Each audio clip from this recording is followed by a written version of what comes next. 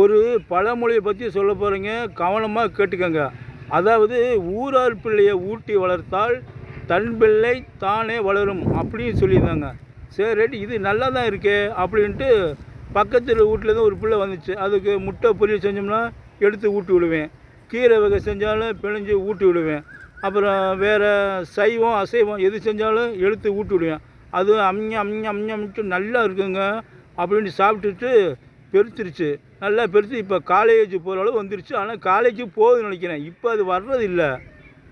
நம்மளால் பார்த்தோம்னா அப்படியே தான் இருக்கான். என்னங்க இப்படி ஊரார் பிள்ளையை ஊட்டி வளர்த்தால் தன் பிள்ளை தானே வளரும்னு சொன்னாங்க, இப்படியே இருக்காங்களே அப்படின்னு கேட்டேன் ஒரு ஆள்கிட்ட.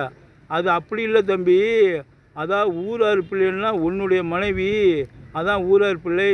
அதனுடைய வயிற்றில் வளர்கிற குழந்தை தான் உன் குழந்தை, அதாவது தன் பிள்ளை.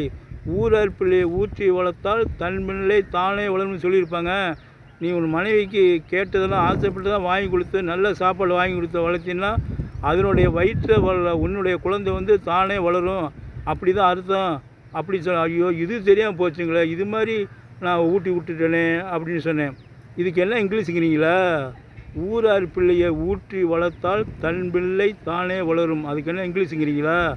அதாவது ஊருன்னா village child field growth increase, my own child automatically growth.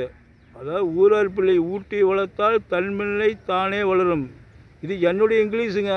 பிடிச்சிருந்தா சப்ஸ்கிரைப் பண்ணுங்கள், லைக் பண்ணுங்கள், ஷேர் பண்ணுங்கள். பாய், தேங்க்யூ.